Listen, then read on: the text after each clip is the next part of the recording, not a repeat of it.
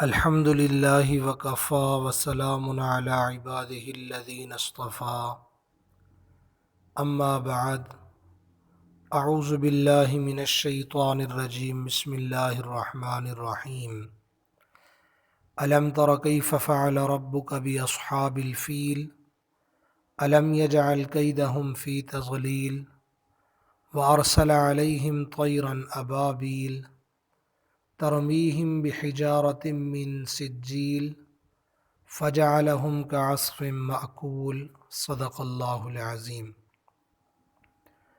اس سورت کا نام ہے سورۃ فیل، مکی سورت ہے۔ ایک اس سورت کا رکوع ہے اور 5 اس سورت کی آیتیں ہیں۔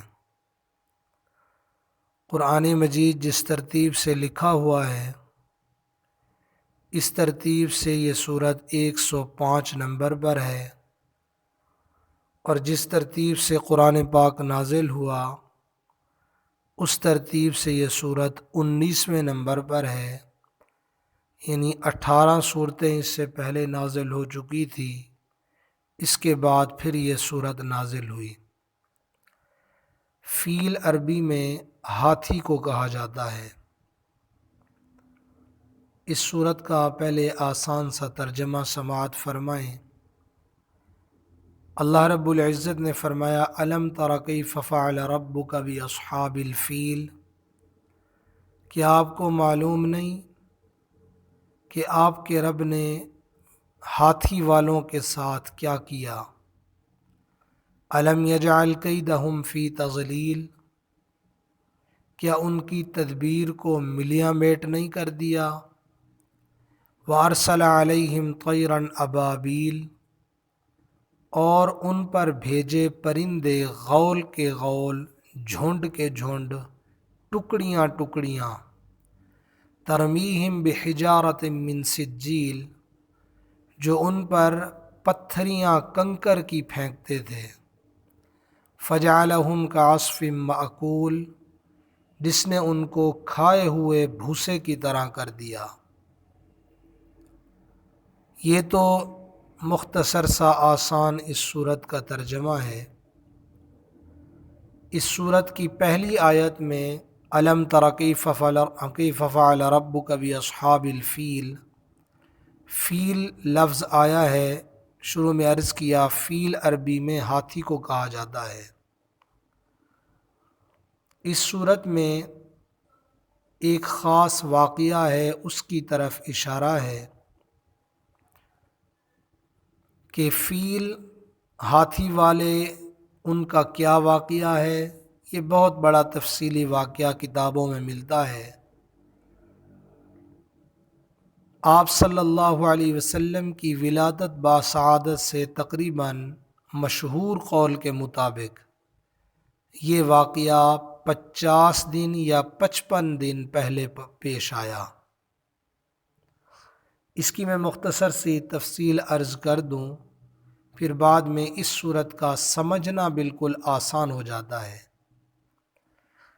واقعہ کچھ اس طرح ہے آسان سا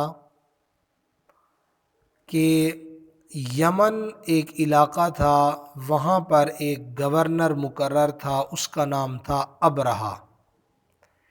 یہ بہت ظالم انسان تھا، بڑا جابر قسم کا آدمی تھا۔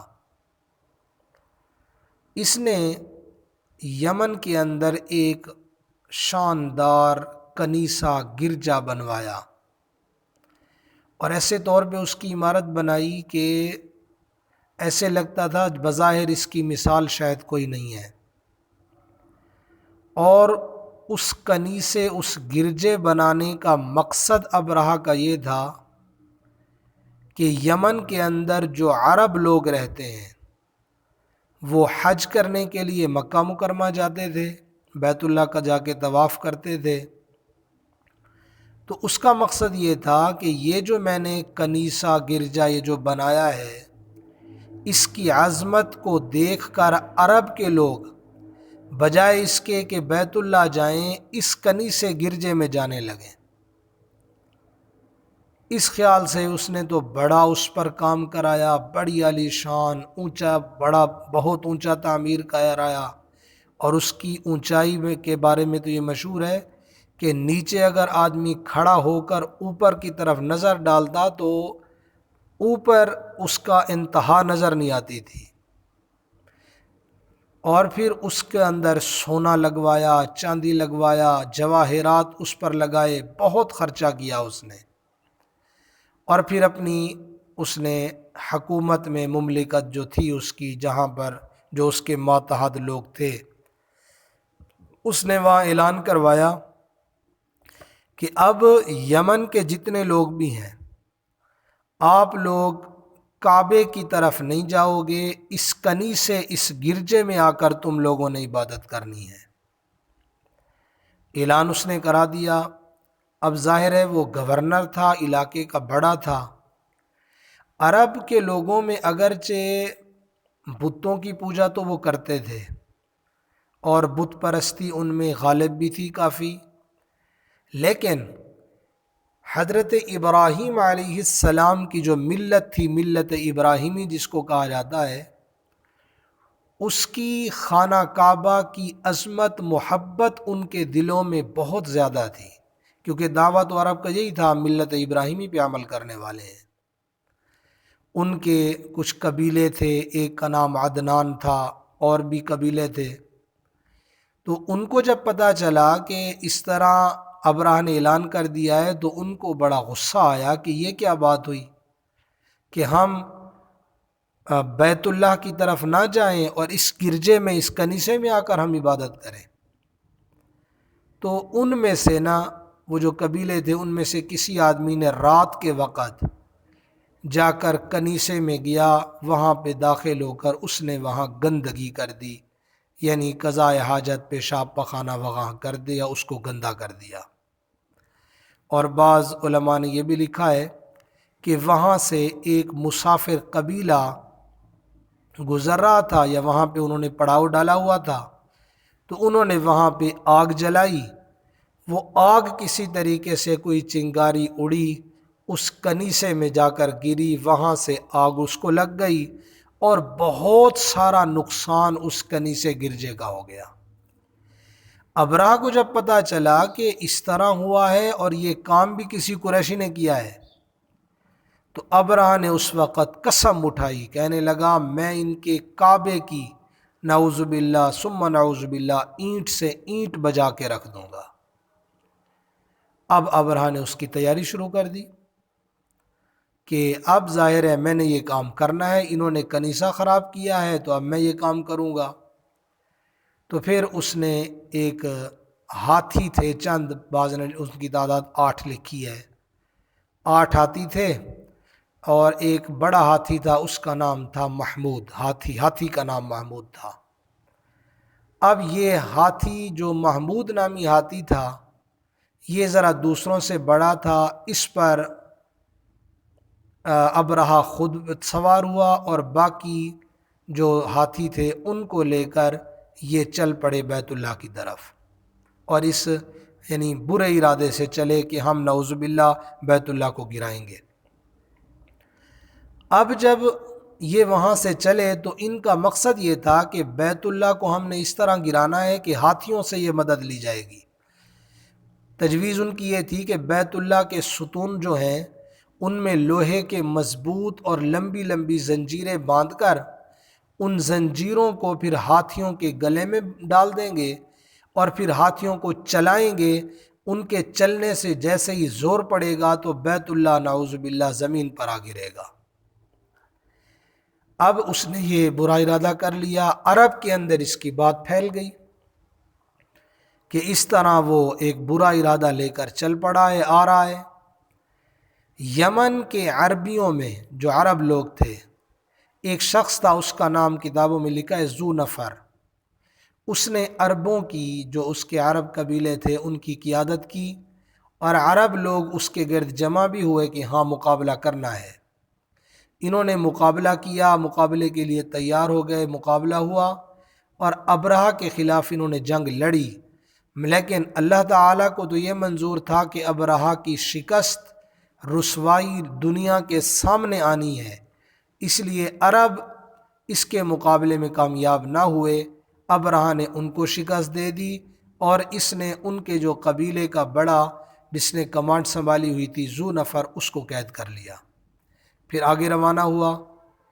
اس کے بعد جب قبیلہ خثعم ایک قبیلہ تھا اس مقام پر پہنچا تو اس قبیلے کا سردار تھا، اس کا نام ہے نفیل بن حبیب۔ اس نے پورے قبیلے کے ساتھ ابرہہ کا مقابلہ کیا، لیکن ابرہہ کے لشکر نے ان کو بھی شکست دے دی۔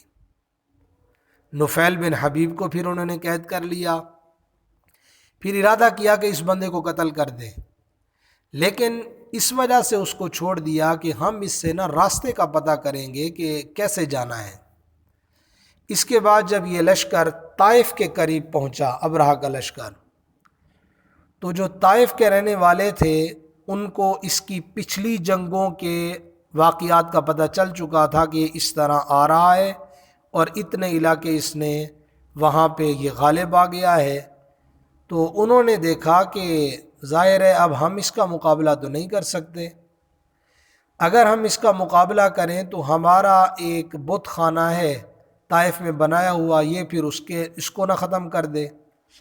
انہوں نے ابرہہ سے مل کر یہ طے کر لیا کہ ہم آپ کی امداد کریں گے، تو آپ ایسے کریں، ہمارا ایک سردار ہے ابو رغال، ہم اس کو آپ کے ساتھ بھیج دیتے ہیں۔ تو ابرہہ اس پہ راضی ہو گیا، چلو ٹھیک ہے، اس نے ان کو کچھ نہ کہا۔ ابو رغال کو ساتھ لے کر یہ مکہ مکرمہ کے قریب وہاں پر پہنچ گیا، جہاں وہاں کہتے ہیں قریش کے لوگوں کے کچھ اونٹ چر رہے تھے۔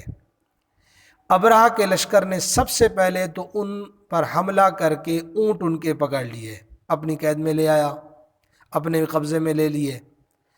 اس کے بعد وہ جو اونٹ تھے ان میں 200 اونٹ نبی کریم صلی اللہ علیہ وسلم کے دادا جناب عبد المطلب جو قریشیوں کے سردار تھے ان کے 200 اونٹ تھے۔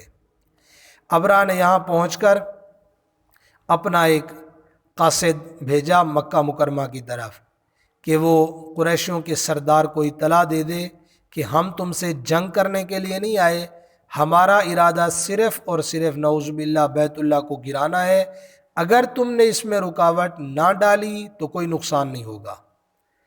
پھر وہ آدمی مکہ مکرمہ میں آیا اس کا قاصد، تو سب نے اس کو عبد المطلب کے متعلق بتایا کہ وہ ہمارے سردار ہیں۔ تو وہ آیا، عبد المطلب سے ملا، تو اس نے گفتگو کی اور ابرہہ کا پیغام پہنچایا جناب عبد المطلب کو۔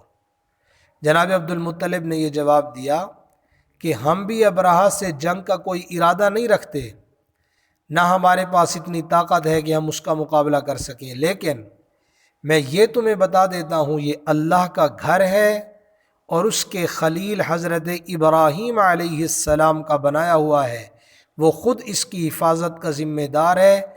اللہ سے جنگ کا ارادہ ہے تو جو چاہے کر رہے، پھر دیکھے اللہ تعالیٰ کیا معاملہ کرتے ہیں۔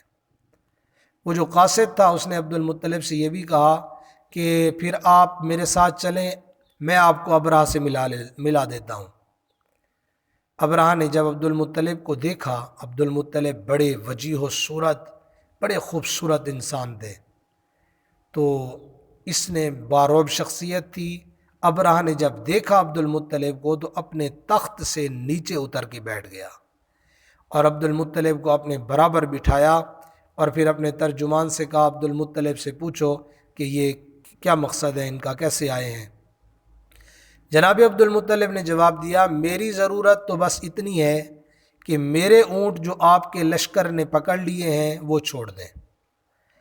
ابرہہ نے ترجمان کے ذریعے جناب عبد المطلب سے کہا کہ جب میں نے آپ کو پہلی مرتبہ دیکھا تو میرے دل میں آپ کی بڑی عظمت پیدا ہوئی، لیکن آپ کی گفتگو نے تو اس بات کو بالکل ہی ختم کر دیا ہے کہ آپ مجھ سے صرف اپنے 200 اونٹوں کی بات کر رہے ہیں، اور یہ معلوم ہے کہ میں آپ کا کعبہ جو آپ کا دین ہے اس کو گرانے کے لیے آیا ہوں۔ اس کے متعلق آپ نے پھر کوئی گفتگو نہیں کی۔ جناب عبد المطلب نے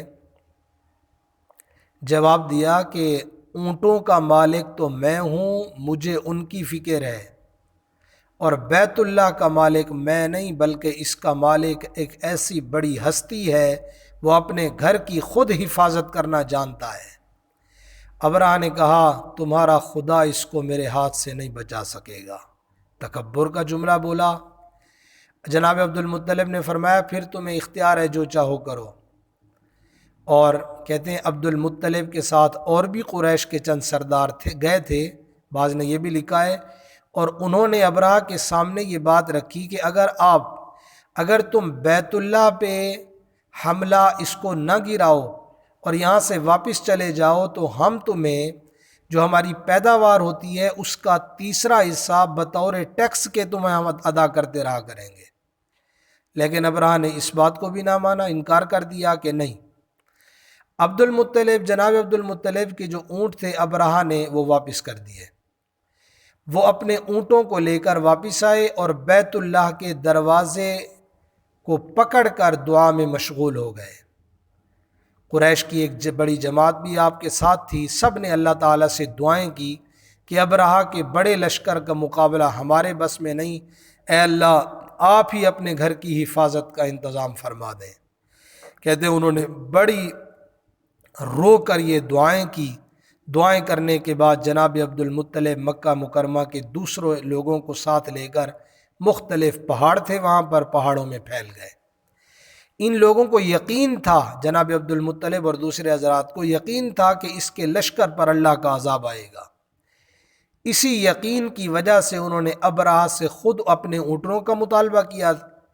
بیت اللہ کے متعلق گفتگو کرنا اس لیے پسند نہ کیا کہ خود تو اس کے مقابلے کی طاقت نہیں تھی، اور دوسری طرف یہ بھی یقین تھا کہ اللہ تعالیٰ دشمن کی قوت کے مقابلے میں ان کی یہ جو بے بسی ہے اس پر رحم فرما کر خود ان کے جو ناپاک ارادے لے کر آئے ہیں اللہ ان کو خاک میں ملا دیں گے۔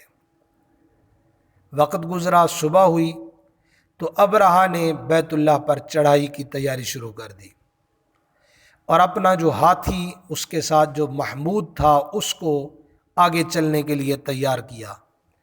نفیل بن حبیب جس کو راستے سے ابرہہ نے گرفتار کیا تھا، اس وقت وہ آگے بڑھے اور ہاتھی کا کان پکڑ کر کہنے لگے ہاتھی سے کہ تو جہاں سے آیا ہے وہیں صحیح سالم واپس چلا جا، کیونکہ تو اللہ کے محفوظ شہر میں ہے۔ یہ کہہ کر نفیل بن حبیب نے اس کا کان چھوڑ دیا۔ ہاتھی یہ سنتے ہی اللہ کی شان بیٹھ گیا۔ ہاتھی بان اس نے بڑی کوشش کی اٹھا کر چلایا جائے، لیکن وہ اپنی جگہ سے ہلتا نہیں تھا۔ اس کو بڑے بڑے لوہے کے تیروں سے مارا، مگر اس ہاتھی نے بالکل پرواہ نہ کی۔ پھر انہوں نے اس کے ناک میں لوہے کے آنگڑا ڈال دیے، پھر وہ اس پر بھی کھڑا نہ ہوا۔ تب ان لوگوں نے اس کو پھر یمن کی طرف لوٹانا چاہا، ہاتھی فوراً کھڑا ہو گیا۔ پھر شام کی طرف چلانا چاہا، وہاں چلنے لگا، لیکن جب بیت اللہ کی طرف رخ کرایا تو وہاں پہ وہ چلنے کے لیے پھر بیٹھ جاتا تھا۔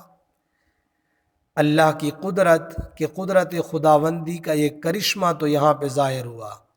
دوسری طرف کیا ہوا، دریا کی طرف سے کچھ پرندوں کی قطاریں آتی دکھائی دیں، جن میں سے ہر ایک پرندے کے ساتھ 3 کنکریاں، کہتے ہیں یہ چنے مسور کے برابر تھی، ایک چونج میں اور 2 پنجوں میں۔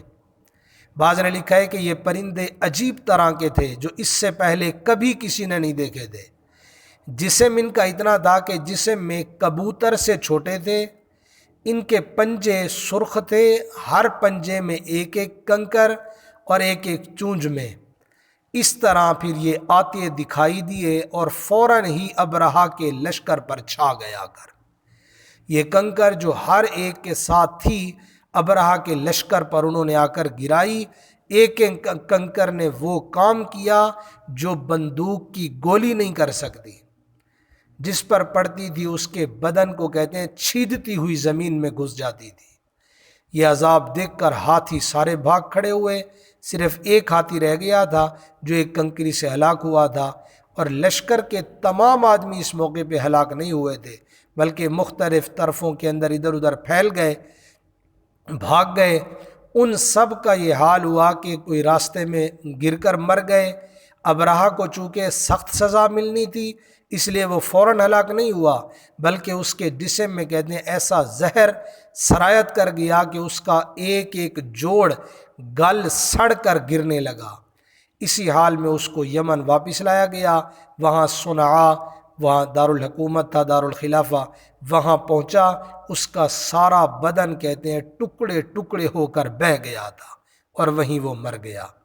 ابرہہ کے ہاتھی محمود کے ساتھ 2 ہاتھی بان یہی مکہ مکرمہ میں رہ گئے، مگر اس طرح کہ کہتے ہیں وہ دونوں اندھے اور اپاہج ہو گئے تھے۔ بلکہ ایک روایت ہے حضرت عائشہ رضی اللہ تعالیٰ عنہ کی، وہ فرماتی ہیں کہ میں نے ان دونوں کو اس حالت میں دیکھا تھا کہ وہ اندھے اور اپاہج تھے۔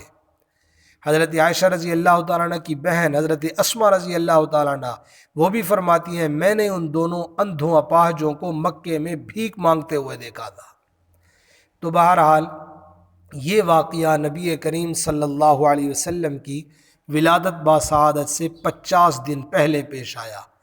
اب بیت اللہ یہ شعائر اللہ میں سے ہے، اللہ تعالیٰ کے شاعر میں سے بیت اللہ کو وہ ڈھانے کے لیے آیا، گرانے کے لیے۔